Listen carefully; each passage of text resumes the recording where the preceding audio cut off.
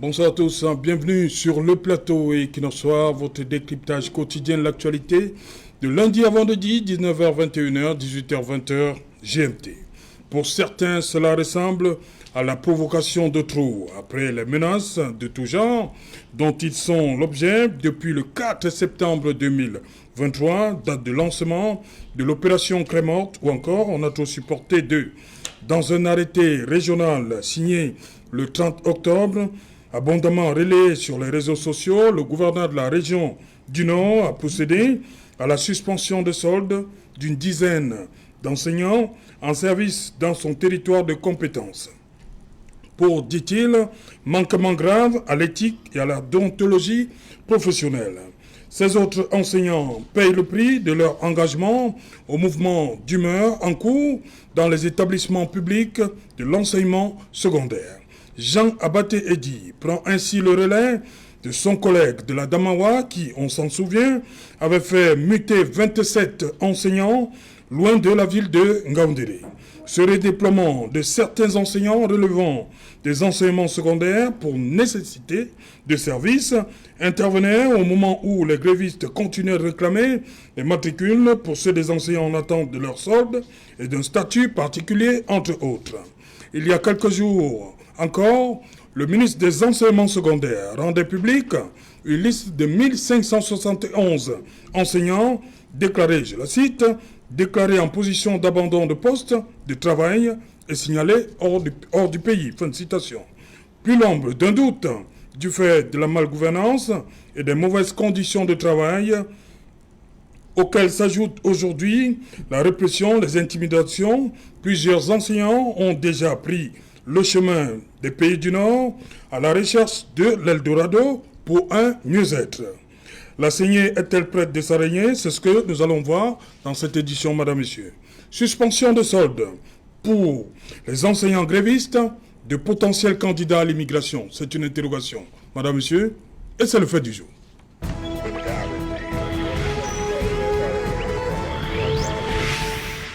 Robert Kedia, good evening, welcome. Good evening to you, Mr. Serge Alaoto. Good evening to my co-panelists. Good evening to all viewers that are in front of their screen today to listen to us as we talk on issues that concerns our academy.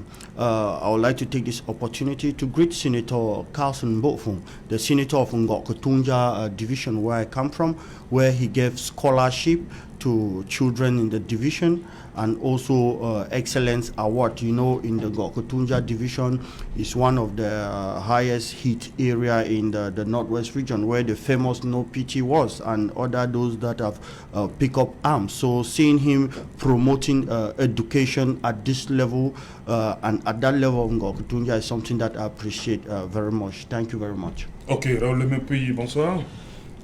Bonsoir, c'est Jean Ontou. Je ne vais pas déroger la tradition. Je vais placer deux mots. Le premier va à l'endroit du super-maire de la ville de Douala, qui est en train d'abattre un travail énorme pour résoudre le problème de l'occupation illicite, n'est-ce pas, des trottoirs. C'est un phénomène sérieux dans la ville de Douala.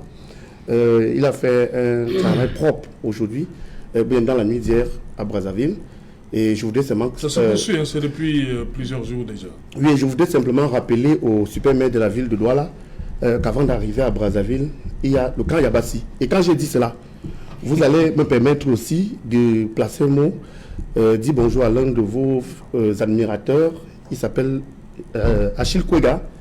Il est directeur du CS de Malim Bagar, qui souffle sur une bougie aujourd'hui. Et je lui souhaite joyeux anniversaire. Monsieur le directeur. Bonsoir Arthur Sam. Bonsoir Saint-Jean-Leu. Bonsoir à mes companélistes. Je voudrais faire un clin d'œil spécial à tous les collègues qui vivent dans le stress actuellement, des éventuelles suspensions et menaces, notamment ceux qui se retrouvent dans la ville de Garoua et notamment au lycée classique de Garoua, où le cas de ce soir nous interpelle beaucoup plus. Je vous remercie une fois de plus pour la confiance renouvelée. Éric Pépin Bicay, bonsoir. Bonsoir Saint-Jean-Leu, bonsoir ensemble de mes companélistes, bonsoir à nos milliers de téléspectateurs. Je ne veux pas déroger à la règle de passer un mot, mais peut-être dans le sens inverse de ce que Raoul vient de dire, portant sur les encouragements par rapport au supermaire de la ville de Douala. On ne fera pas le même exercice pour le supermaire de la ville de Yaoundé. Pour nous qui sortons de cette ville-là, vraiment, on a de la peine à pouvoir accepter que Yaoundé est véritablement la capitale du Cameroun. Parce que Yaoundé baigne et vit dans une insalubrité qui ne se décrit plus. J'ai eu l'occasion de faire Mbankolo et puis Mokolo. Je vous assure, il faut y arriver. Les terre-pleins de ce boulevard sont transformés en dépotoir. Et ce dépotoir n'est pas utilisé la nuit, c'est utilisé en plein jour. Donc vivement que les autorités de cette ville-là essaient de se mouvoir pour redorer tout le blason nécessaire qui peut faire en sorte que la destination Cameroun soit mieux vendue. Je rappelle que Yaoundé, quand même, c'est à peu près 8 maires qui s'entremêlent dans un espace qui n'atteint pas 300 c'est pas le sujet, hein. On va parler de ça une autre fois. Il faut véritablement qu'il y ait vraiment une prise de conscience par rapport au nettoyage de cette ville-là. Voilà, merci. Robert Kedia, le gouverneur du Nord qui suspend de soldes. Est-ce que ce n'est pas quand vous êtes suspendu de soldes, c'est vous tuer, entre guillemets? No. When we talk about suspension, we should all know how all this procedure the work. Of course, the governor is the head of all civil administrators in that region, and of course, with regard to the law of 2008, it gives him some authority to intervene into the activity of civil servant. And of course, we should also know that the governor does not take a decision as an individual, because the governor is under the Ministry of Territorial Administration, which is MINAT.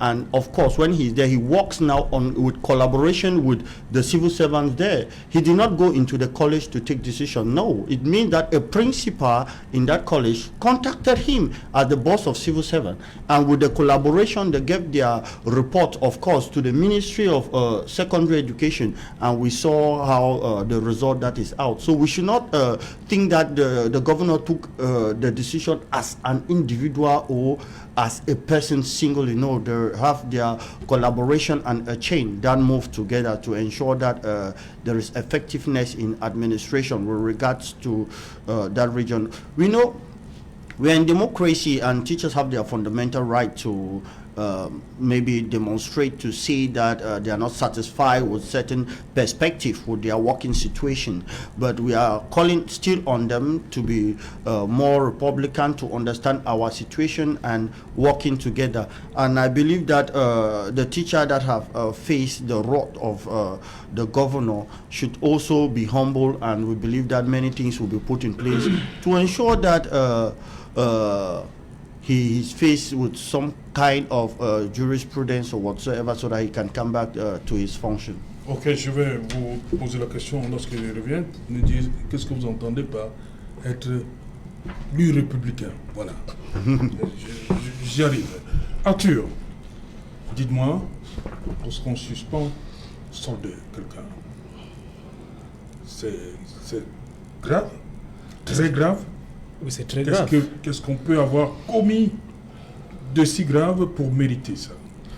Alors, je voudrais dire que j'ai été très surpris par cette actualité lorsque je me suis réveillé ce matin, que j'ai pu, à travers les journaux et les informations qui circulent généralement dans nos forats des syndicats, quand j'ai découvert donc un collègue du C classique de Marois était tombé sur le coup d'une suspension, n'est-ce pas, de sa pension. Et j'ai été beaucoup plus surpris parce qu'au matin, lorsque nous avons essayé de regarder les actualités qui circulaient à travers les journaux, je voyais que ce matin, le ministre des Finances avait désavoué le gouverneur du Nord. Bon, effectivement, sans avoir eu à rentrer dans les informations beaucoup plus détaillées de cette actualité-là, je me suis dit que peut-être le ministre des Finances, qui était parmi les 7 ministres qui ont tenu la conférence de presse de Yaoundé, a donc compris, n'est-ce pas, le cheminement que nous sommes en train de suivre en vue de régler la situation, les questions qui sont liées à la revendication des enseignants. Alors pour moi, j'ai eu un sentiment un peu mitigé. D'abord de désarroi, j'étais embarrassé et j'ai eu un peu de déception. Pourquoi? D'abord, premièrement, parce que le gouverneur Abaté, il dit, je l'ai perçu un peu à un moment dans l'actualité comme étant l'un des rares, c'est-à-dire l'une des rares personnalités du Cameroun à qui on pouvait quand même faire un brin de confiance par rapport au traitement des questions d'ordre humain. C'est-à-dire que j'ai trouvé en lui un personnage assez charismatique et empreint d'humanisme et d'empathie. Bon, lorsque je l'ai dit, je n'ai pas trouvé, n'est-ce pas, la conformité entre l'acte que j'ai lu aujourd'hui et la personne pour laquelle j'avais de l'estime. Pourquoi je le dis? Parce qu'il n'y a pas très longtemps, le gouverneur Abaté Idi a fait une sortie, c'est passé dans une conférence, où il fustigeait les comportements qui sont cours dans l'administration publique. Il fustigeait donc, il parlait à ses collègues administrateurs et ses collaborateurs de service, en leur disant qu'il y a des comportements qu'on n'affiche pas lorsqu'on est dans le service public. Je vais les citer nommément parce qu'il ne faudrait pas que... Il dit, il ne faut jamais être heureux seul. Il faut anticiper, car chacun de nous a besoin d'un peu de lumière. Le gouverneur dit que chaque chef qui ne parvient pas à distiller le bonheur autour de soi est un mauvais chef. Je crois que si on le dit, on va donc comprendre qu'il y a une incohérence entre l'attitude de la personne, sa vision telle qu'on l'a perçue dans cette sortie, qui ne date pas de très longtemps, et l'acte qu'il a commis aujourd'hui. Parce que la question de l'ancien n'est pas... C'était le 30. C'était le 30. Alors, la question de l'ancien, ce n'est pas une question individuelle. L'enseignant, la question principale est sa situation, son statut. On parle aujourd'hui, tout le monde reconnaît que l'enseignant a perdu de sa crédibilité, de sa dignité, de sa valeur au sein de la société. Superbe au sein de la société. Et c'est ce combat que nous sommes en train de mener. Donc, je voudrais donc me poser la question de savoir, lorsque le gouverneur qui tient, n'est-ce pas, ses propos, qui parle de bonheur autour de soi, et qui dit qu'un chef qui ne partage pas ce bonheur n'est pas un bon chef, coupe le salaire de quelqu'un, la solde de quelqu'un, est-ce que ça a un lien avec le bonheur? Et si on coupe ton salaire, c'est que tu n'existes plus, tu n'es plus rien. Parce qu'on te clochardise. Davantage. Et le combat que nous menons dans les syndicats, c'est contre la clochardisation des enseignants. Donc, je crois que le gouverneur est contradictoire. Il est contradictoire, il se contredit lui-même par rapport à ce que nous avons cru de lui. Je voudrais dire que ça ne lui ressemble pas. Et je pense, comme mon prédécesseur a dit tantôt, que peut-être que ce n'est pas une décision qui est venue de lui-même, que ça a suivi un certain parcours. C'est-à-dire que le parcours général que l'administration doit suivre dans le cadre des sanctions à prendre à l'égard d'un fonctionnaire. Et c'est à ce niveau que nous devons nous poser des questions. Parce que lorsque nous avons remonté les informations, nous avons découvert que le proviseur du cycle classique et moderne de Garoua avait parlé d'agitateurs. Des agitateurs. Et nous sommes donc posé la question, est-ce que le proviseur est incapable, lui, à son niveau, de maîtriser un mouvement de grève qui se tient dans son établissement? Parce que s'il en est incapable, encore que la loi d'orientation lui donne, n'est-ce pas, la responsabilité de maintenir la police et l'ordre, la sécurité au sein de son établissement scolaire. Est-ce qu'il a fait valoir auprès de l'autorité administrative, n'est-ce pas, pour qu'il ait un renfort, n'est-ce pas? Nous n'avons pas eu ces informations-là. Ça, c'est d'un. De deux, lorsque le mouvement de grève est enclenché, ce n'est pas à Garoua que le mouvement de grève est enclenché. Le mouvement de grève est enclenché par les syndicats. Et c'est un mouvement d'ordre national. Est-ce qu'il y a toujours besoin ici de revenir faire un cours élémentaire de droit aux administrateurs scolaires ou bien aux administrateurs civils pour leur dire une fois de plus que la grève est reconnue par les textes du pays? Bon, ça c'est au plan du mot agitateur qui n'a pas pu être, n'est-ce pas, examiné ou bien évacué pour que le proviseur puisse encadrer la grève au sein de son établissement scolaire. On revient donc maintenant sur le mot la lettre du gouverneur qui parle d'atteinte au manquement grave à l'éthique et à la déontologie professionnelle. Mais là également, ça nous pose un gros problème. Bon, je crois que nous allons revenir sur ce débat, mais on a l'impression que le gouverneur est en mission. Peut-être comme il tient main forte à ses autres collègues des autres régions qui essaient de jouer au même jeu, mais c'est comme si c'est lui qu'on a beaucoup plus utilisé pour essayer de matraquer, museler les anciens dans cette région-là. Parce que la procédure de suspension de solde, je crois que c'est l'une des dernières étapes. Voilà. Lorsqu'on a déjà épuisé d'autres mesures précédentes. Mais nous n'avons pas eu d'informations par rapport à tout cela. Je crois que la première des choses pour nous qui sommes sur le terrain, lorsque vous êtes en porte-à-faux, ou alors vous avez essayé vous avez bravé, ou alors vous avez contourné la réglementation en matière soit de la fonction publique et tout ça, la première des choses qu'on vous envoie, c'est la demande d'explication. C'est la demande d'explication. Et je pense qu'en dehors de... Bien sûr qu'on n'est pas passé par là. Donc nous n'avons pas eu le sentiment que nous sommes passés par là. Parce que, à la limite même, il faut un conseil de discipline. J'y arrive parce que dans la plupart des cas du mouvement syndicaliste, du mouvement OTS, OTACK et autres, nous suivons de près, n'est-ce pas, ces dossiers-là.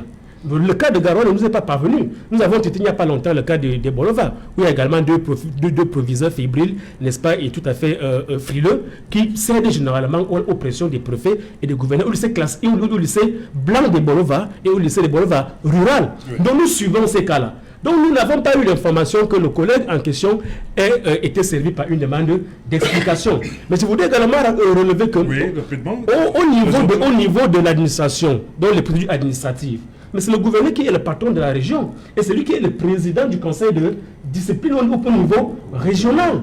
Donc, est-ce qu'il est arrivé à tous ces niveaux, à toutes ces mesures avant d'envisager, n'est-ce pas, la suspension du solde, la solde de collègues en question? Et là, ça pose une question. Raoul Lemompi, je suppose, on a suivi, comme je l'ai dit, il y a quelques jours, c'était mutation, voilà, il a parlé redéploiement des personnels au niveau de la Damawa.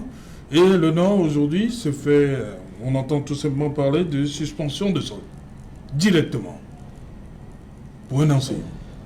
C'est grave, gravissime, comme disent certains. Alors moi, je veux dire à la suite du collègue, peut-être dans les options un peu plus subtiles, qu'on est en situation de guerre. Et vous savez, quand on est en situation de guerre, il n'y a pas de place pour les fleurs. La démarche du gouverneur, à mes yeux, se comprend. Parce que, comme ils se disent qu'ils ont les moyens administratifs, les moyens militaires, les moyens politiques, ils peuvent, du haut de leur magistère, écraser les faibles. C'est ça qu'il faut comprendre. Parce que si on veut faire un cours de droit ici, on va commencer même par questionner les mobiles ou bien les motivations profondes d'une telle grève. Parce que la grève n'est qu'une réaction à une première réaction, c'est-à-dire à quelque chose qui ne marche pas. Voilà, un dysfonctionnement. Voilà. Donc, pour parler, merci pour le mot, la grève est une réaction à un dysfonctionnement.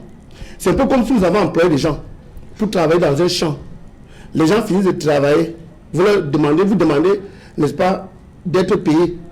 Le patron vous dit, bon, vous me demandez 30 000, je vous paye d'abord 1 500.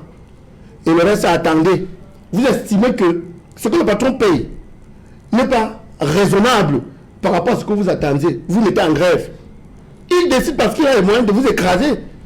Et ce qui s'est passé, et il faut qu'on le dise très clairement, avec le gouverneur, que ce soit celui de la Damawa ou bien celui du Nord, ce qu'ils font en public, chers collègues et camarades, c'est de l'hypocrisie administrative. Il faut savoir que ce sont des acteurs multiples. Ils ne sont pas seulement gouverneurs.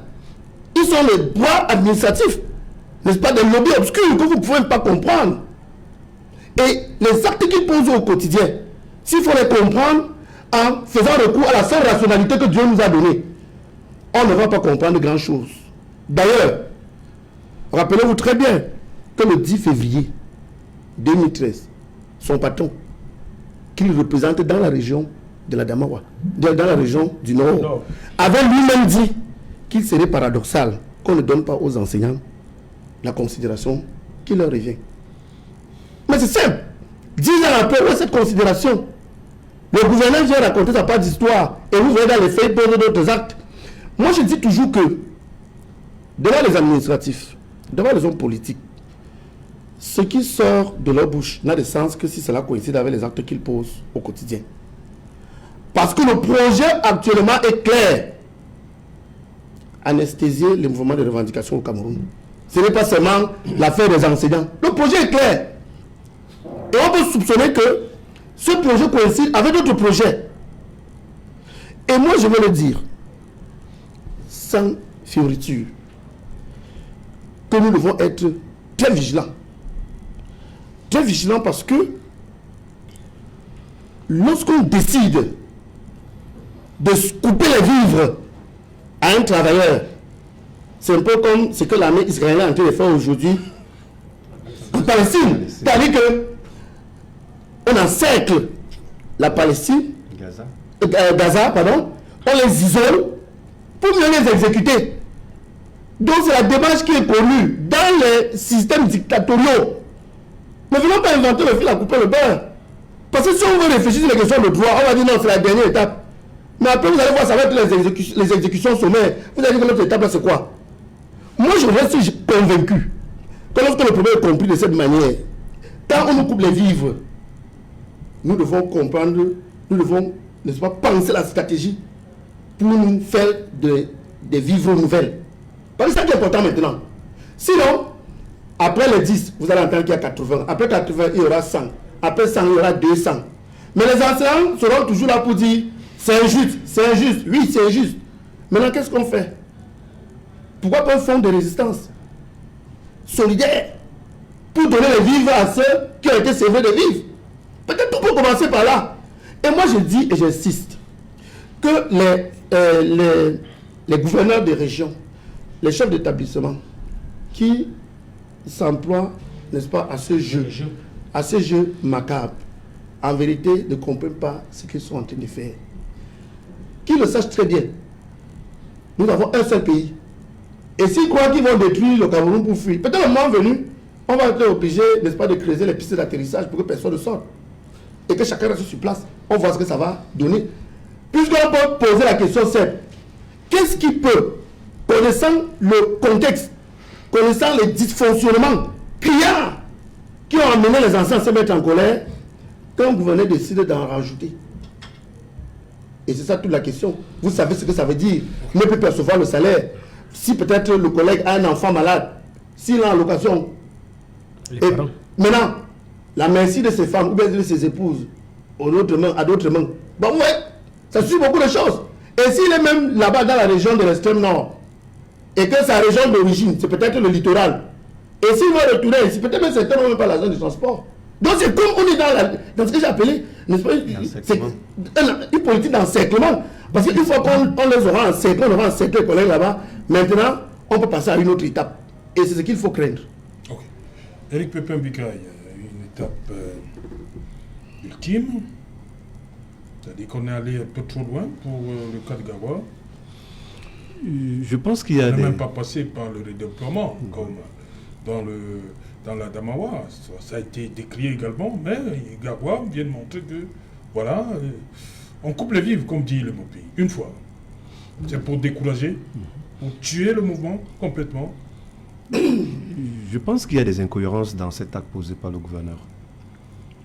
Les incohérences viendraient de la célérité avec laquelle l'acte a été posé. Parce que dans les prérogatives qui autorisent le gouverneur à faire un arrêt de solde, il dit bien, vu le rapport circonstancié du proviseur du lycée classique et moderne de Garoua, ce rapport date du 23 octobre. Lorsque il nous dit qu'un rapport a été déposé le 23 octobre et que le 30 octobre, il a procédé à la suspension de solde d'une dizaine d'enseignants, il y a quand même lieu de s'interroger de la sévérité, étant donné que les soldes ne sont pas programmés à partir des Garoua. Tout le monde sait que la quasi-totalité des 325 000 fonctionnaires du Cameroun ont leurs soldes qui sont programmés à partir de Yaoundé au Minfi. Donc ça interroge que quelle est la procédure que le gouverneur a suivie pour que la solde soit rapidement, aussi rapidement suspendue. Autre interrogation. Il dit bien, vu la correspondance du proviseur du lycée classique et moderne de Garoua du 23 octobre 2023, portant un rapport circonstancié sur certains enseignants agitateurs dans le dit établissement. 23. Entre le 23 et le 30 octobre. C'est passé 7 jours. Et l'administration centrale, pour le moment, n'est pas à Garoua. Il a mené quelle enquête? En fait, il s'est passé 7 jours. L'administration centrale, pour le moment, n'est pas à Garoua. En 7 jours, on sait que le traitement des salariés, des soldes, des fonctionnaires s'est fait à Yaoundé. Comment on est passé entre un rapport circonstancié qui a été déposé le 23 sur la table du gouverneur et la suspension de solde de 30 à Yaoundé? Il y a quand même lieu de s'interroger, étant donné qu'il n'y a pas une interconnectivité généralement entre l'administration centrale et l'administration déconcentrée. On le décrit généralement sur ce plateau. Donc, il y a un problème, peut-être il y a une volonté de pouvoir faire passer un message à certains d'autres collègues à travers la République pour les demander d'essayer de mieux se contenancer et de limiter les mouvements de grève. Autre chose aussi qu'il faut relever, c'est qu'à un moment, il y a eu des interrogations. Est-ce que OTS et OTA étaient des syndicats? La plupart des personnes, et même ceux qui étaient les instigateurs, en fait, qui étaient à la tête de ces mouvements-là, n'ont pas été jusqu'à présent capables de pouvoir apporter une réponse. Parce qu'en réalité, comme disait Athieu tout à l'heure, en fait, la grève est reconnue à une certaine corporation syndicale où appartiennent les syndiqués.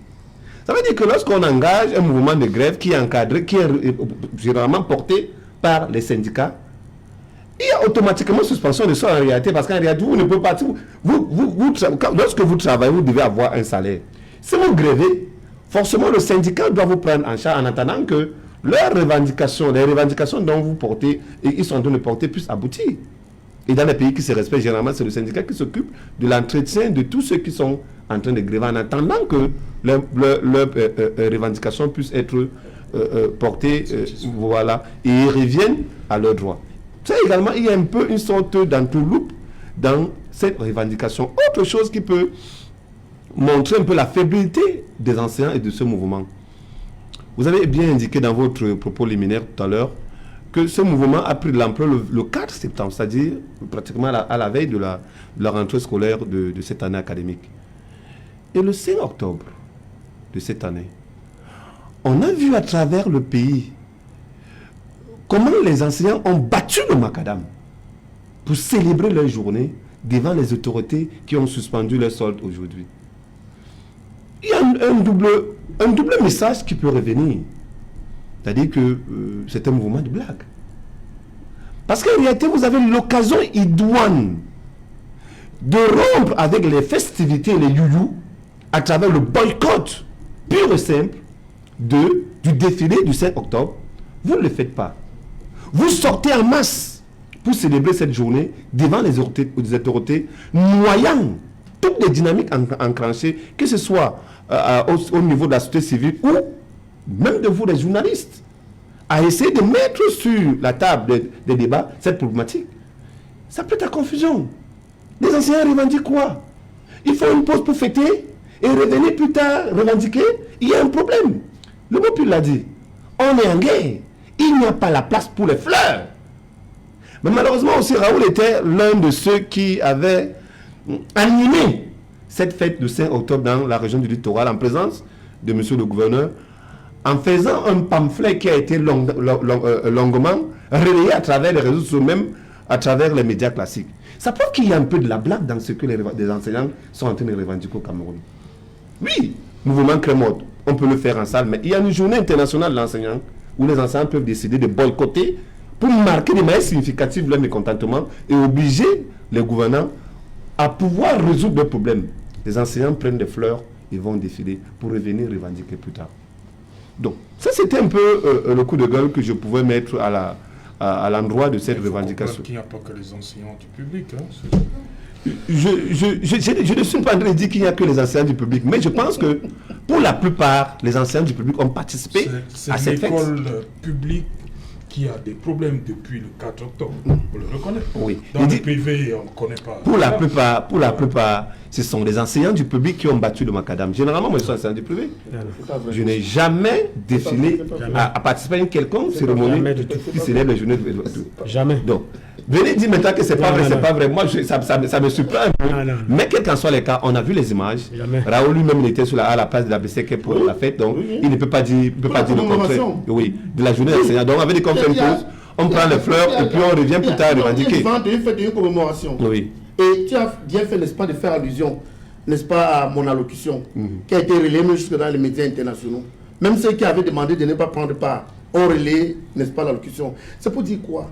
C'est pour dire que la journée mondiale des enseignants, n'est-ce pas, c'est une occasion qui est donnée à la corporation de se faire entendre. Parce que les discussions qui se font avec le gouvernement, ça se fait à huis clos. Mais lorsque l'occasion nous est donnée de porter, n'est-ce pas, la voix un peu plus haut, mais ceux qui étaient là-bas ont compris que le problème est très très sérieux. Et il faut le dire, moi, je suis en train de vous faire mettre les choses. Et vous savez aussi, Pépin, vous êtes un activiste. Hein? Vous avez vu dans plusieurs régions du Cameroun, il n'y a pas eu de défilé. Il n'y a pas eu. Vous avez vu ce qui s'est passé à Beto, vous avez vu ce qui s'est passé à Ngaoundéré, où l'université, n'est-ce pas, le recteur de l'université a mis, n'est-ce pas, à contribution 2 ou 3 enseignants là, n'est-ce pas, pour remplir les trous. On a vu dans certaines régions où tout s'est transformé, n'est-ce pas, en une fois à l'exposition des travaux des élèves. Parce que véritablement, il fallait occuper, et justement parce que on est dans ce que j'ai appelé tout à l'heure l'hypocrisie administrative. Oui, mais lorsque nous sommes, on est en train de porter un combat, et vous allez, sur ce que je veux vous dire par la suite, quand on va arriver, n'est-ce pas, aux suggestions, je ne veux pas parler de ça maintenant. Ok, ouais, d'abord, une minute. Robert Kedia, comme c'est indiqué là, potentiel candidat à l'immigration. Il y a quelques jours, je l'ai indiqué, le ministre Nalova Lyonga rendait public une liste de 1571 enseignants déclarés, hein, c'est elle qui le dit, en position d'abandon de poste de travail et signalés hors du pays. Est-ce qu'une situation comme celle-ci, c'est-à-dire où vous êtes coupé là, et ne va pas pousser les enseignants à chercher, pour ceux qui sont encore là, le chemin de l'étranger aussi? Mr. Serge, we are talking about academic, and when we are talking about academic, it means that we are intellectual and we should hold some high level of morality, especially when we are on TV like this and we are talking on people that are listening to us. For my colleague to say on Angé, I ask myself, what question, what is he saying, Angé avec qui?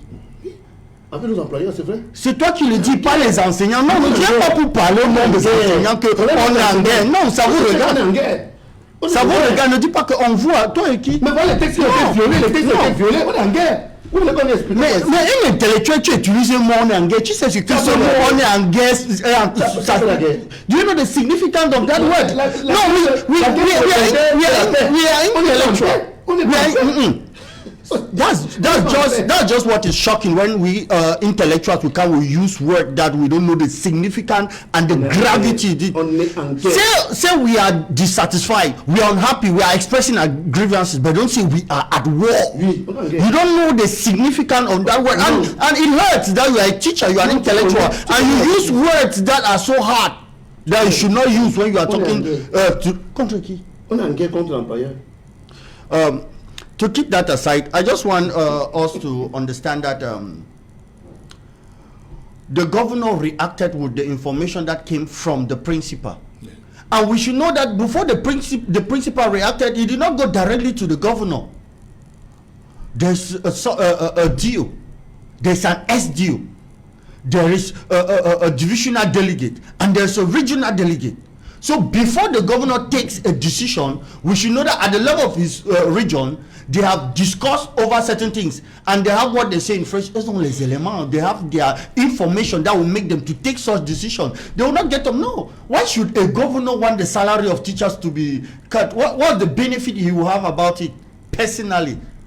In 10 regions, why only that governor? What personal gain will he have to show? If he wants to show his authority as governor, it's not at the level of teachers to show his authority. No, he has many levels to do that. So we should not see it in that perspective. And I want us to know that before the governor takes such decision, the governor is at Minat. He's not at Minifi. And we should also know that teachers have their own boss, which is the Minister of Secondary Education. And they work in collaboration with the Minister of Public Service, which is the boss of all civil servants in Cameroon, before going out to give order to the Minister of Finance to cut money. The governor cannot call the Minister of Finance directly to say cut money. There are procedures. Yes. He is not his ministry. He's in Minat. He cannot call Minifi. He needs to go through the Minister of Secondary Education. So we should know that there have been a process. And all of you here that you are talking that it's not good for the salary to be cut, the teacher has family. How many of you have tried to find out those complaints given by the principal to the governor that make the governor to react that way, that the Minister of Secondary Education permitted it, the Minister of Public Service permitted it before the Minister of Finance is cutting the salary. Have we bothered to check? These are intellectuals. These are people that they want to see substance before taking certain decisions. They will not take decisions without the elements on ground that will push them to do this. To gain what? What would they gain? To cut the salary of 1 or 2 teachers? No, it's because it is administrative decisions. Coming back now to your question over the issue of salary being cut and the impact of over the 1,571 teachers, that some of them, it was said that they are going abroad. You see, to work in your country, first of all, is patriotism. Love for your nation. It's not love for your government. Let's not miss things. I understand with you people. Patriotism is not love for some particular regime or whatever. It's first of all the love of your country, serving your country.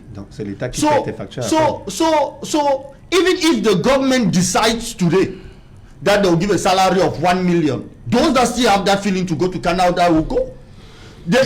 I heard when he talked about Israel and Palestine, and even though I was very hurt for him to compare the misunderstanding between our teachers and our government with the issue of Palestine and the rest. No, it was barbaric for you as an intellectual, a teacher, to bring such comparison in our nation, to compare the government and our work as teacher with such example. I was not very satisfied to see you as a teacher saying that. But let me come back to the context of our discussion, which is very, very, very, very important. I feel for the teacher that the salary was cut, but I don't know the facts that were put in ground for all this administrative chain to concur with that. And about those going to Canada, I just want to say, teachers are to love their duty and to work for their nation. If they decide to go, we should not say it's about salary, because if you give some 1 million a salary, they will still go. Okay. It is love for the nation, to serve your nation. We know that yes, we have unsatisfaction about salary, want certain things to be added. Let us go with that revendication. But running out of your country will not change anything, because you will go there, you will still come back to your country. And we should always tell our college teachers that it's about patriotism. Voilà, Arthur, cette suspension de solde peut, comme c'est indiqué, entraîner comme ça, d'autres, encourager d'autres à prendre le chemin des pays du Nord, comme je l'ai appelé. Oui, les méthodes utilisées par l'administration sont comme un couteau à double tranchant. Soit ces suspensions vont actionner le mouvement d'immigration du personnel enseignant vers l'extérieur, ce qui est déjà en marche, parce qu'aujourd'hui, il n'y a parmi nous, enseignants ici, il n'y a personne ici qui veulent vraiment rester pour continuer de travailler dans les conditions dans lesquelles nous travaillons actuellement dans cette profession. Vraiment, je ne sais pas s'il y a parmi nous ici quelqu'un qui dit moi je préfère rester, j'accepte de rester. Je suis convaincu que en continuant de travailler ici, j'aurai mon avenir dans la profession enseignante. Il n'y a que Kedia. Peut-être Kedia, parce que pas de patriotisme, et je le lui souhaite. Non, il dit que même si c'est 1 million, il y aura toujours des gens qui vont pratiquer. Non, il y aura toujours des gens qui auront envie de travailler pour l'amour de son pays. Prenons les exemples en Afrique. Mais au Rwanda, nous avons une tendance au retour au pays qui est en train de monter. Depuis quelques années, nous avons des réformes probantes au Rwanda et la plupart des Rwandais qui sont allés à l'extérieur sont en train d'entrer au pays. Et je crois que le cas est actuellement en train de s'expérimenter également au Gabon. Donc les gens partent parce qu'il n'y a pas d'espoir. Si vous voulez qu'on parle de notre profession par rapport à l'immigration, ça peut ne pas être une émission. Mais moi, je voudrais dire que je suis un peu gêné lorsque j'ai écouté un peu le discours d'Éric Pépin ici, qui a tendance à minimiser un peu la revendication. Il dit que c'est des demande qui est OTS, et puis comment on fait pour être payé alors qu'on grève. Moi, je ne comprends pas ce discours-là. Il demande, mais comment on fait parce que le 7 octobre, tout le monde ne peut pas gréver. Quel tout le monde? Vous parlez de la grève qui a lieu au Cameroun actuellement, mais vous parlez d'autre chose que moi je ne comprends pas. Mais nous sommes au Cameroun ou bien nous sommes où? Moi, je ne comprends pas comment un ancien peut venir essayer de s'aimer la brouille, c'est-à-dire le brouillard, la confusion, dans un mouvement qui est acté depuis le 4 octobre et où les 4 régions sont presque paralysées. Vous voulez ramener le mouvement OTS à Yaoundé et à Douala comment? Et à Bafoussam. Mais il n'y a pas d'école dans le Grand Nord. Il n'y a pas d'école dans tout le pays. Moi, le 5 octobre, j'ai parcouru 3 régions. J'étais à une procédure judiciaire la veille, le 4, à Ebolova. J'étais à Ebolova le 7 octobre. J'ai vu la place des fêtes vide. Vide à Ebolova. Je suis passé par Yaoundé. Je n'ai rien perçu comme un mouvement. Je n'ai même pas vu la bille du 7 octobre dehors. Je suis allé, j'ai fait Douala. J'ai fait Douala Yaoundé. Par voie routière. Je n'ai vu aucun mouvement de manifestation du 5 octobre sur toutes les agglomérations qui sont dans l'intervalle. Je suis arrivé à Douala et c'était mort. Mais faisons des comparaisons par rapport à l'année passée. Dans quel lycée ici au Cameroun il y a eu vraiment ces agapes qu'on retrouve souvent, c'est-à-dire que réception à gauche, machin à droite, mais on a fabriqué comme d'habitude, l'administration a fabriqué. Parce qu'il y a toujours des traites dans les lycées qui jouent le jeu de l'administration pour aller se présenter, n'est-ce pas, faire, n'est-ce pas, une simulacre défilé. Et c'est pas ça que vous allez appeler, n'est-ce pas, un mouvement de masse de l'ancien qui ont pris part aux événements du 5 octobre. Mais soyons quand même parfois sérieux. Mais restons sur la tendance des enseignants. Bon, voilà. Donc, il ne faut pas continuer à perturber ce mouvement parce que vous allez tromper non seulement vous-même, vous allez également tromper le gouvernement qui aura tendance à croire que le OTS est un mouvement qui a deux visages, alors qu'effectivement, l'école est en train de prendre un coup sérieux. On n'enseigne pas, on n'évalue pas, on ne fait absolument rien. Mais ne confondons pas. Et puis, il n'y a pas que l'enseignement secondaire. Il y a également l'enseignement primaire. On peut peut-être filmer quelques enseignants de l'école primaire qui étaient, je ne sais pas moi, dans quel boulevard, place de défilé. Et ne dites pas que ça, c'est l'enseignement. De façon générale, vous avez parlé de l'enseignement privé également. Donc, faisons vraiment la part des choses. Et ne jouons pas à ce petit jeu qui ne va pas nous permettre de sortir des situations.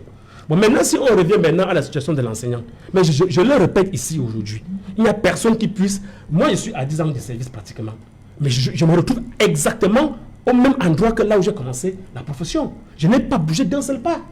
Mais dans 10 ans, qu'est-ce que je serais devenu? Mais si y a moyen de rester, je reste. Tiens, pas moi, je vais rester faire quoi? Je n'ai pas une famille à nourrir, je n'ai pas des ambitions personnelles ou professionnelles. Mais quel est le travail que tu peux fournir en tant qu'enseignant aujourd'hui et être satisfait du travail que tu fais?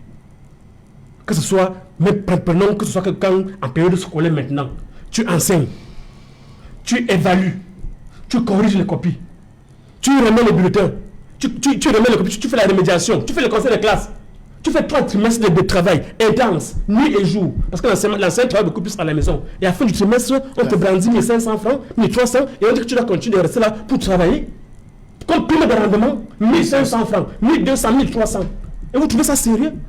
Quelle est la tâche que tu peux effectuer comme enseignant dans ton service, dans ta profession, et rentrer de là étant satisfait? Mais allez surveiller le bac.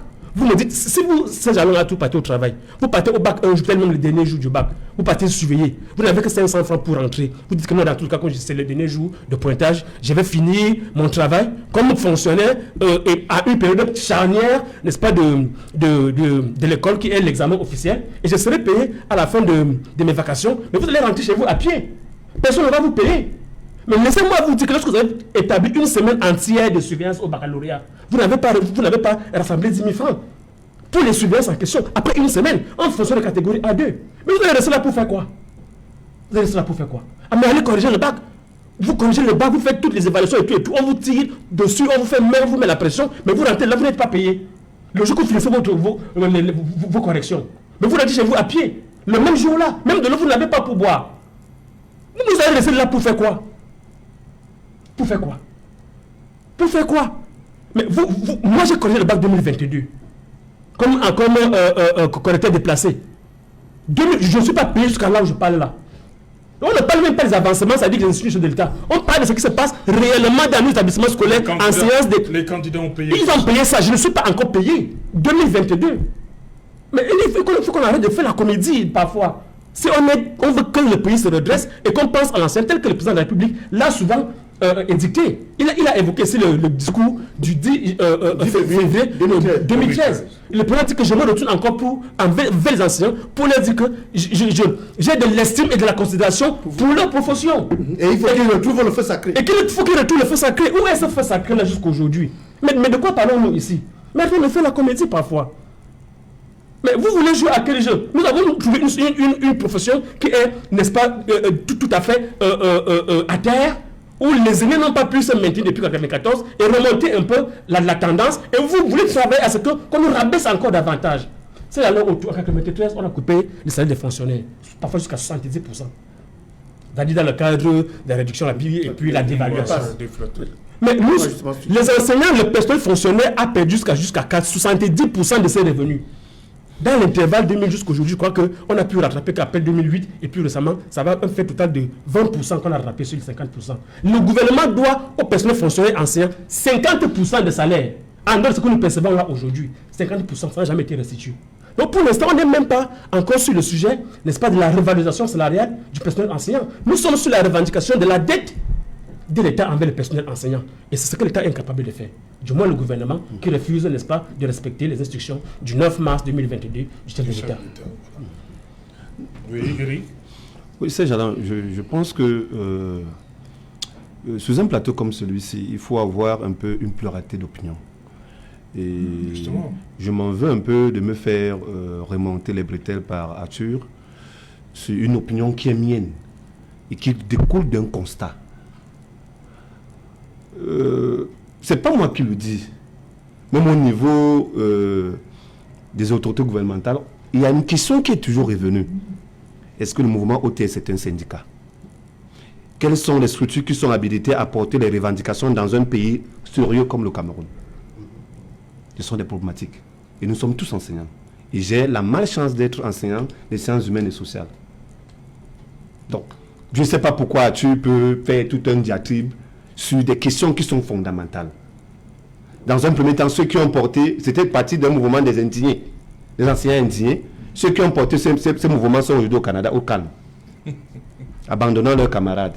Maintenant, OTS, ça devient, c'est un mouvement, ce n'est plus c'est un mouvement, mais il est porté de manière individuelle. Parfois, les autorités veulent les recevoir. Permettez-moi de dire ce que je pense, et avec conviction.